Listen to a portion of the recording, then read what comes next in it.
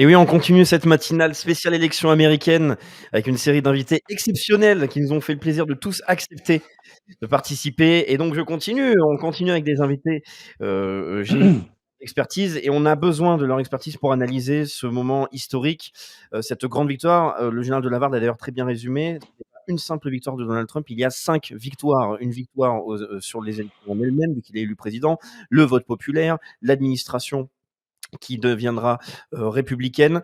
Et c'est important parce que le monde risque de changer et on aura soit des marges de manœuvre. Bon, il y avait une phrase un petit peu pessimiste vers la fin, mais le monde en tout cas va changer. Et pour continuer à analyser le changement du monde, eh bien, j'ai le plaisir de recevoir Pierre-Antoine Plaquevent. Bonjour Pierre-Antoine. Bonjour à vous.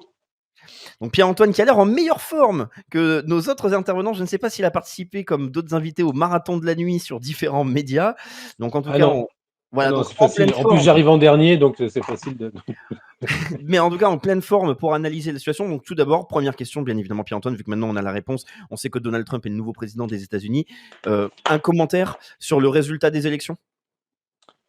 Bah, un commentaire, que dire de plus que ce qu'ont dit les précédents intervenants? Moi, ça m'a fait penser, enfin, ça m'a fait penser un petit peu, vous savez, en France, quand il y avait eu le résultat, de Le Pen au premier tour des élections présidentielles en 2002, quand il y avait la stupeur un peu des médias et cette espèce de gifle, bon, on a l'impression que c'est la même chose, mais à l'échelle, planétaire, ou en tout cas à l'échelle, je dirais pan-occidentale. Tous les médias qui étaient là, qui attendaient, en fait, je pense même, c'est là le ridicule de la situation, c'est que ils savaient très bien, enfin comment dire, nos dirigeants, que Trump allait gagner, mais quand même, il fallait avoir cette narration, il fallait aller jusqu'au bout. Donc, et ça montre aussi à quel point, bah, maintenant, en quelque sorte, il y a une sorte de cyberpopulisme pan-occidental qui montre que, bah, nous ne sommes plus vraiment, comment dire, nous avons bien compris que notre destin ne se joue plus en France, mais à l'échelle occidentale. Donc il y a un côté comme ça où finalement, comment dire, même ce qui est censé combattre la globalisation ou le globalisme en quelque sorte, eh bien, est obligé de se mouler dedans. Et donc on a cette opinion, on est catalysé en tant que Français par les élections américaines. Ursula von der Leyen a bien, comment dire, dans son message de félicitations à Trump, a bien rappelé que nous sommes 800 millions de citoyens, finalement, d'une même collectivité, c'est-à-dire transatlantique. Donc on est des transatlantiques, on est des habitants de la zone, comment dire, de la zone Atlantique Nord. Voilà, on n'est pas des Français en fait. Mmh. Un aveu de Donc on soumission se, de on se Royaume-Uni. réjouit, je dirais, par transfert, hein, presque psychopolitique, de cette victoire, parce que nous, bah, nous sommes vassalisés. Voilà. Et là viendra donc ma série de questions. C'est vrai que plein de personnes peuvent se féliciter, plein de camps idéologiques et politiques peuvent se féliciter parce que Donald Trump représente différents groupes politiques, groupes aussi d'influence. Donc je le rappelle, Pierre-Antoine Plaquevent, qui travaille sur Stratégica. Je vous invite fortement à regarder les nombreux dossiers produits par Stratégica pour principalement connaître les réseaux de pouvoir. Et je veux profiter de votre expertise, Pierre-Antoine, pour parler de ces réseaux de pouvoir et voir s'il peut y avoir des modifications avec cette élection de Donald Trump et aussi le fait qu'une administration républicaine qui pourrait donc donner une grande marge de manœuvre à Donald Trump pour appliquer sa politique. Commençons directement par la situation internationale géopolitique. On en a fait tout un article, même une émission sur Géopolitique Profonde en parlant de l'influence du CFR. Donc, est-ce que, Voilà. avec l'élection de Donald Trump, on peut assister à un revirement, un changement en politique extérieure, ou alors ces réseaux qui sont sur une ligne néoconservatrice peuvent garder encore une bonne influence sur leurs projets qu'ils souhaitent mettre en place depuis maintenant plusieurs décennies? Alors officiellement, le CFR justement ne se présente pas comme néoconservateur, mais plutôt comme globaliste. Et vraiment, c'est le think tank je dirais, de l'intégration cosmopolitique depuis qu'il a été créé à la suite du traité de Versailles dans les années 1920. Donc, et effectivement, comment dire, c'est l'un des think tanks qui forge la politique étrangère américaine depuis cette époque. Bien que ne se présentant pas comme néoconservateur, à chaque échéance un petit peu critique, notamment avant la Seconde Guerre mondiale, eh bien il a des participants du CFR ont rappelé la nécessité pour les Américains de savoir défendre leurs intérêts, même par le réalisme politique, donc y compris par une forme d'impérialisme. Ces réseaux ont toujours été surreprésentés dans toutes les administrations présidentielles, quelle que soit leur couleur, démocrate ou républicaine, au-delà du bipartisme. Et c'est vrai qu'on avait observé en 2016 moins de membres du CFR dans l'administration Trump que sous l'administration Obama et ensuite sous l'administration Biden. Où là, sous l'administration Biden, c'était l'explosion des personnalités du CFR à l'intérieur de son administration. Mais malgré cela, Trump avait en tout cas essayé de faire un peu le ménage au début, puis on avait vu assez vite qu'il avait été obligé de réintégrer aussi des personnes de ce bord-là. Et en fait, c'est effectivement ça sera comment dire, un signal à étudier. Et c'est ce que je vais faire dans les prochaines semaines, de voir quelle va être la réaction de ces think tanks qui sont on pourrait dire, ceux qui font l'orientation géostratégique américaine et même européenne, puisque l'extension du CFR, c'est le CFR, European Council on Foreign Relations, qui a été fondé sous l'impulsion de George Soros, et qui en interne, pareil, voit la participation de toutes sortes de personnalités politiques, quelle que soit leur coloration politique. Mais effectivement, je pense que cette orientation, on pourrait dire de troisième voie en quelque sorte, parce que c'est le parti républicain, mais qui a muté en fait avec Trump. Et c'est vrai que bon, j'ai commencé mon intervention par une note plus cynique en disant que nous sommes les vassaux, mais malgré tout, en tant que vassaux, on a bien vu la séquence qu'il y a eu. C'est assez hallucinant, c'est-à-dire la première administration Trump a été cassée à la fois bon, par le covidisme et puis par aussi le mouvement, l'insurrection Black Lives Matter. Donc on a eu des mouvements de ce type-là. J'ai l'impression, mais que là, le souffle est un petit peu estompé. Ça va être plus difficile. Par exemple, là, avant même les élections, malgré les trucages, malgré le rachat par l'Open Society du plus gros groupe de radio, du second groupe de radio aux États-Unis qui avait toutes les radios locales qui écoutent les hispaniques, malgré toutes ces tentatives-là, eh bien, Trump a quand même gagné. Donc on voit qu'il y a vraiment eu un changement de fond, un political shift, comme diraient les Américains, vraiment sur la tendance lourde de la population, c'est un glissement de terrain en fait, hein. Donc, et comment dire, revenir là-dessus va être très compliqué, même par les méthodologies qui ont été employées jusqu'à présent. D'autant que si, à mon avis, ce qu'il y a derrière, ce qui nous a été montré aussi, c'est Trump a rapidement remercié Elon Musk. Et là aussi, on a eu l'émergence de ce personnage-là et de tous ces réseaux-là, et on voit qu'en fait, progressivement, hem, si vous voulez, pour moi, cette élection, mais même toute la séquence qui est en cours depuis 2018, hein, et 2019, c'est une sorte de lutte entre 2 formes de capitalisme américain et par extension transnationaux. C'est le capitalisme vraiment spéculatif de type Gates, Soros, et cetera, et qui a vraiment des visées, on pourrait dire libérales collectivistes, hein, et avec tous les projets des populations, et cetera. Et puis une vision plus heu, transhumaniste futuriste, qui est celle de Musk, qui est celle de ces gens de la Silicon Valley, comme ce qu'on appelait la mafia PayPal aussi, et Peter Thiel et tous ces gens-là, hem, et bien qui, eux, ont une vision, on pourrait dire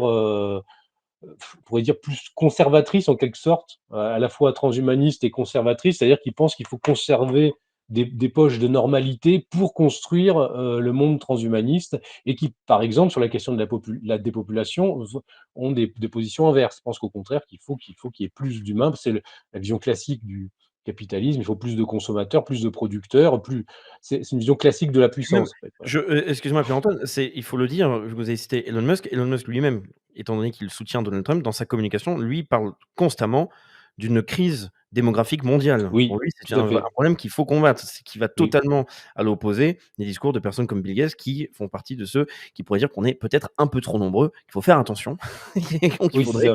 trier un peu ça.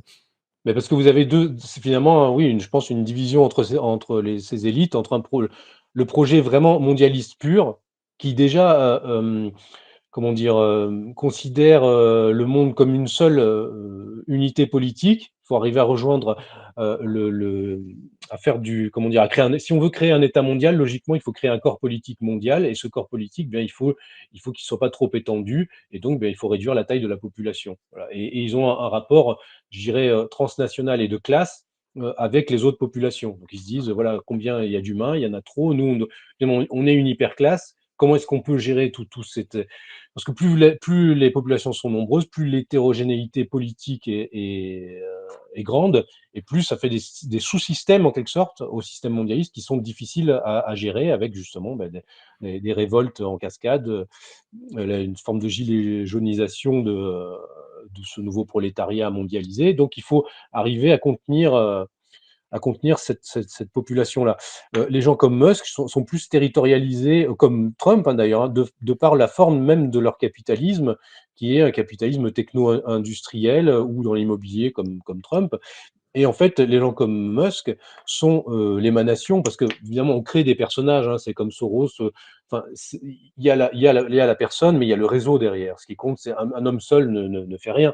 Donc c'est l'émanation de quelque chose, et c'est l'émanation de comment dire, en gros, du pouvoir militaro-industriel américain, dur, on pourrait dire, face aux spéculatifs, et qui entend, finalement, reprendre un peu les rênes sur, les globalistes purs.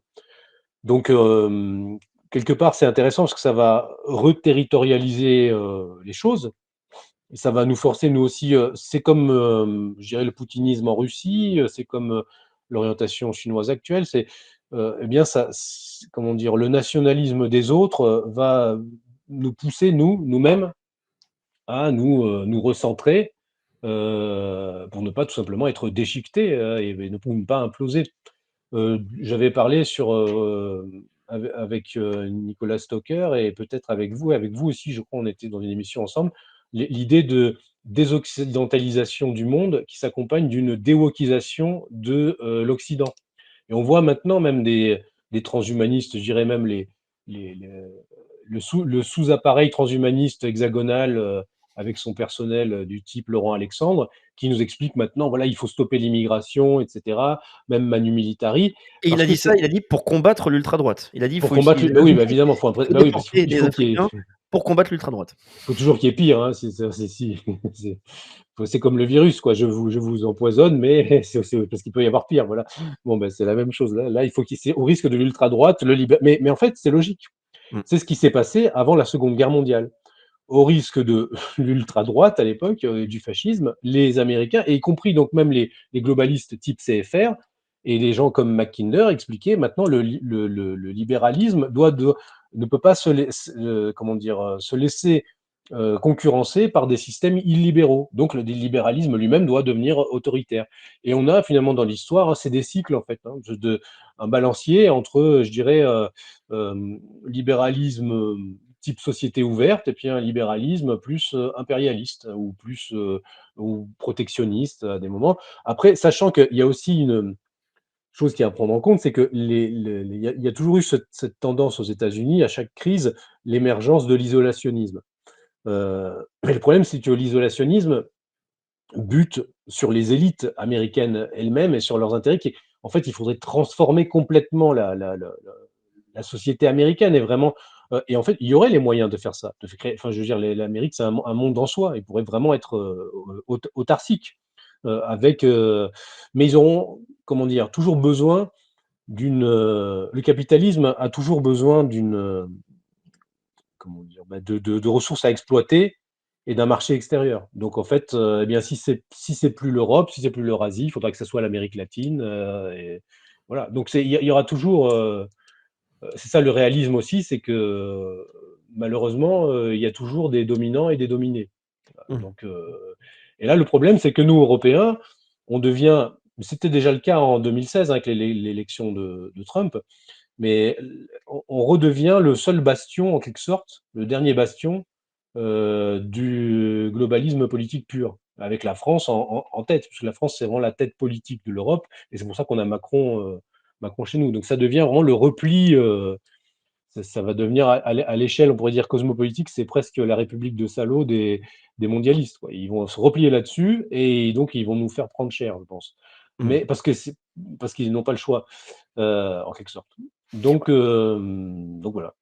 Là, c'est aussi ma question, même si avec Donald Trump et une administration Trump, là, on vient de parler de groupes, d'influence. On a le complexe militaro-industriel, on a aussi des think tanks comme le CFR. Évidemment, l'influence qu'ils ont, ne va pas changer du jour au lendemain. On sait qu'il y a des proxys qui sont déjà en place, et cetera. Est-ce qu'on peut assister face à ce changement, c'est-à-dire d'administration, à une accélération de certaines activités, on pourrait appeler ça de subversion, de déstabilisation en Europe? Enfin, pour répondre un peu à cette Oui. crise qu'on pourrait, Ah oui, interpréter. oui. Voilà. Ah oui, bah, regardez, on a eu les gilets jaunes, sous l'administration Trump. Les gilets jaunes s'organisaient via Facebook. À ce moment-là, Facebook comment dire? Était plus dans les mains de personnes comme Bannon qui et cetera. Donc, je veux dire, on peut avoir des choses comme ça. Ah, si plus il y aura du trouble, heu et plus on pourra appuyer de l'extérieur et on pourra dire: «C'est de bonne guerre» parce que finalement, et puis il y aura des alliés objectifs, des gens qui diront: «Bah, très bien, oui, si vous faites tomber Macron, c'est bien quoi, on est pour». Donc il c'est à mon avis, on va vers des périodes d'instabilité, mais de toute façon l'instabilité, elle est déjà là et en fait, comment dire? Les États-Unis qui sont, une société,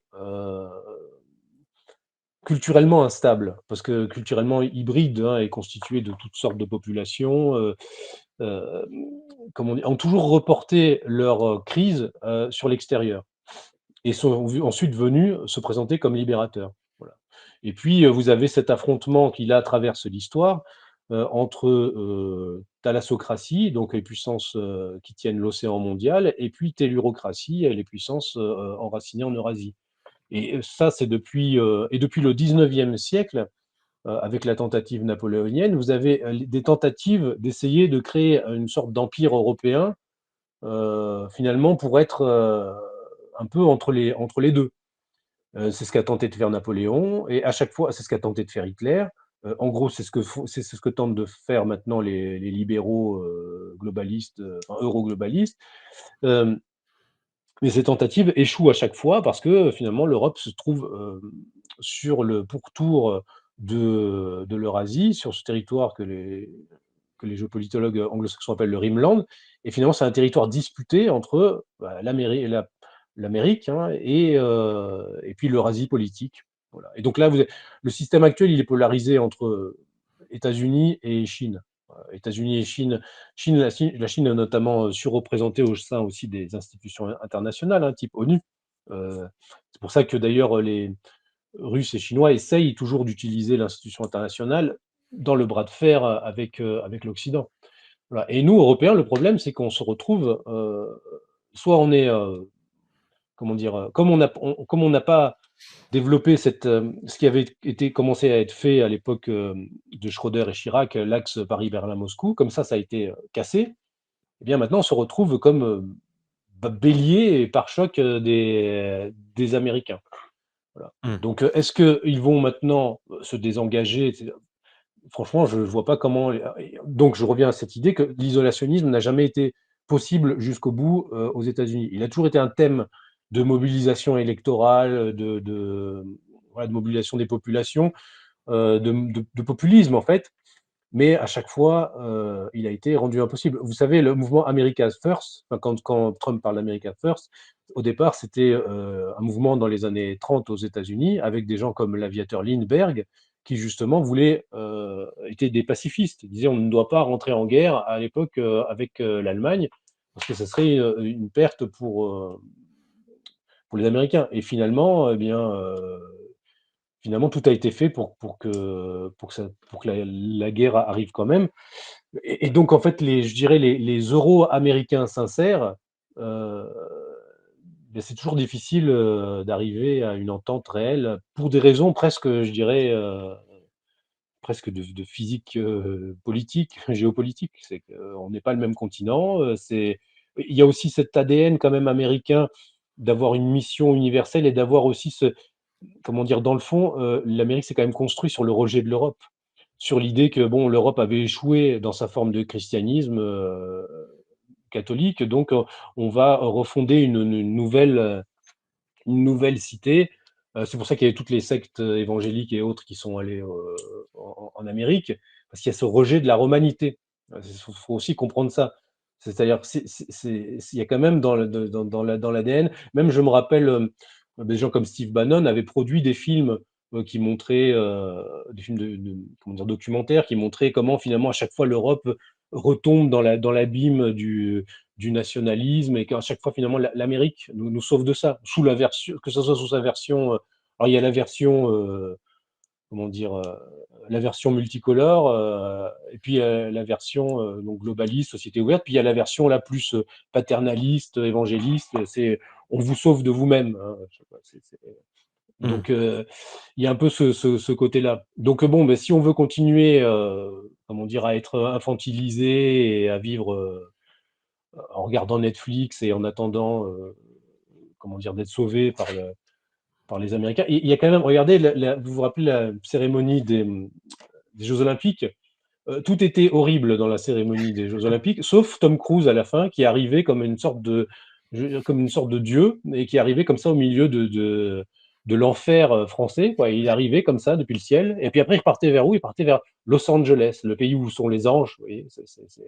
Et il Très repartait symbolique, comme ouais. ça. Voilà, donc le scientologue arrive, toujours voilà, il a je sais plus à quel âge, mais il a une athlétique comme un jeune homme, voilà, donc c'est magnifique, ça c'est l'homme américain. C'est comme les films américains, vous savez, nous on nous a laissé la culture dépressive, le soin de cultiver la dépression, française, hexagonale, mais eux, ils ont les représentations de force, et de puissance. Voilà. Donc, Mmh.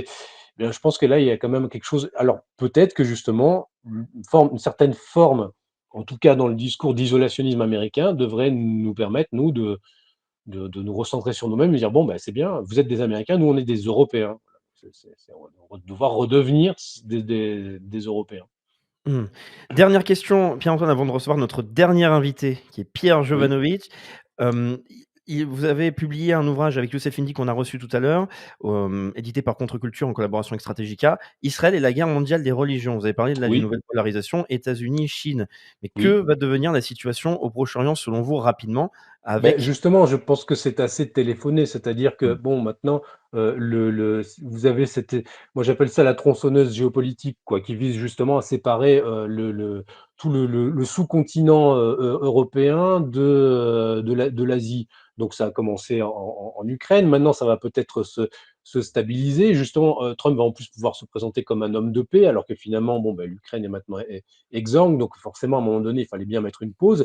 Et puis maintenant la ligne de fracture se déplace sur le Moyen-Orient et là-dessus, bon, on va voir ce qui est intéressant avec Trump, c'est que c'est quand même un réaliste, en fait, malgré c'est-à-dire il dit à chacun un peu ce qu'il veut entendre, donc il va voir Netanyahou, il lui dit: «C'est formidable, enfin voilà, on va presque rétablir le royaume d'Israël». Après donc il y a une forme de réalisme quand même, donc on va voir jusqu'où ça va aller. Mais le problème, c'est qu'effectivement, mais là, c'est même plus profond que Trump, hein. C'est, dans, je dirais, tout l'inconscient collectif de la droite américaine. Il y a cette idée, qu'Israël et l'Amérique sont intrinsèquement liés. Voilà.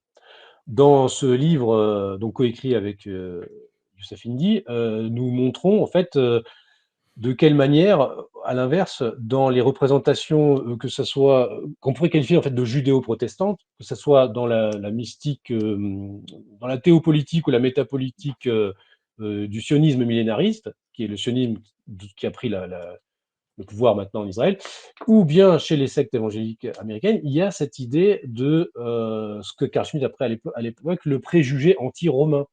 C'est-à-dire Rome est un ennemi. C'est-à-dire on parle toujours le choc des civilisations ne se fait pas que contre l'islam, il se fait aussi contre la romanité et en mmh, premier lieu contre les puissances issues de la romanité. Eh bien, pour le monde catholique, c'est, la France, pour le monde orthodoxe, c'est, la Russie et donc cette romanité quand on a ces représentations sur le temps long, telles que les ont les idéologues sionistes actuels. Et c'est ça qu'on oublie, parce qu'on ne le connaît pas. On ne connaît pas ce genre. C'est pour ça qu'on a fait ce travail pour un peu, comment dire, mettre à jour ces questions-là, qui ne sont trop peu ignorées, et notamment à droite, où parce qu'on voit que la droite est un peu tétanisée par cette question. Elle se dit, bon, si, en gros, le deal qui va nous être proposé, bah, enfin, c'est comme ça depuis des années, mais ça va toujours être plus ça, c'est il faut valider euh, Israël sous sa forme actuelle délirante pour avoir le droit de critiquer et de contrôler l'immigration et de combattre Soros, etc. Euh, Sauf que l'Israël actuel n'est pas un Israël souverainiste, c'est un Israël impérialiste avec une idéologie suprémaciste et à la fois anti-islamique, mais aussi anti-occidentale, malgré tous les discours qui sont faits. C'est-à-dire, ou alors, en tout cas, anti-romaine. C'est-à-dire, et c'est là la question aussi, pour nous, Français notamment, Européens, mais même Français, est-ce que nous sommes des Américains, donc comment dire, plus sur la matrice, malgré le fait qu'il y ait beaucoup de catholiques, hein, aux États-Unis, mais sur la matrice quand même plus judéo-protestante, ou bien est-ce que nous sommes des Romains? Voilà, sur une matrice que je dirais moi plus catholique et même orthodoxe, catholico-orthodoxe. Voilà. Donc quelle est notre polarité? Donc cette polarité thalassocratique, judéo-protestante, ou bien cette polarité catholico-orthodoxe tellurocratique. Voilà. Donc c'est Rome contre Carthage. Voilà. Et Israël est du côté de Carthage maintenant. Elle aurait pu avoir, sans ce qui se passe actuellement, Israël avait finement joué et pouvait vraiment devenir une interface entre Eurasie et Occident, en développant, notamment, il a développé des liens avec la Chine, et les USA voyaient d'un très mauvais œil sous ces liens que je détaille dans le livre avec la Chine. Et donc là, maintenant, il y a une rupture. Alors, est-ce que ça va durer? Est-ce qu'après, il y a une grande normalisation qui est prévue? Parce que, et là, je finirai peut-être là-dessus, c'est-à-dire, il y a le plan géopolitique et il y a le plan que j'appelle moi géosophique, c'est-à-dire un plan qui est supérieur, en quelque sorte. Et quand on voit, comment dire, des personnages comme Musk, on voit que progressivement, on nous prépare, je pense aussi en Occident, à sortir, mais même Macron, hein, c'est déjà ça, euh, on sort du libéralisme classique et on va rentrer dans une forme d'illibéralisme aussi occidental, parce que bon, les mandats, enfin 4 ans de mandat présidentiel, c'est ridicule, c'est pas ça Mmh. qui fait la politique sur long terme, c'est autre chose. Et donc progressivement, ces puissances-là, qui font le vrai politique, vont comment dire, apparaître de plus en plus au grand jour. Et d'un personnage comme Musk, regardez le rôle qu'il joue. Et puis il s'était présenté, vous savez, il avait joué avec là, je crois, c'était à Halloween ou je sais plus, où il s'était habillé avec un costume marqué 666 ou etc. Et je pense qu'il y a quelque chose comme ça, c'est-à-dire qu'à un moment donné, au-delà des guerres qui sont en cours, je dirais de la strate géopolitique, à un Mmh. niveau supérieur, au niveau de la strate géosophique, on nous proposera des choses d'un nouvel ordre, en fait, au-delà des ruines actuelles, des sous-systèmes. Nous, on vit dans des sous-systèmes qui se confrontent. Ces gens-là vivent dans des métasystèmes où ils ont prévu de passer à autre chose. Merci beaucoup Pierre-Antoine Plaquevent, je le rappelle, le tout dernier ouvrage coécrit avec Youssef Indy, préfacé par Édouard Husson, Israël et la guerre mondiale des religions, édité par la maison d'édition Culture et Racines. Merci beaucoup Pierre-Antoine. Et pour terminer en beauté cette matinale, on va recevoir tout de suite avec Nicolas Stoker, Pierre Jovanovic. Encore merci Pierre-Antoine et à tout de Merci suite. à vous.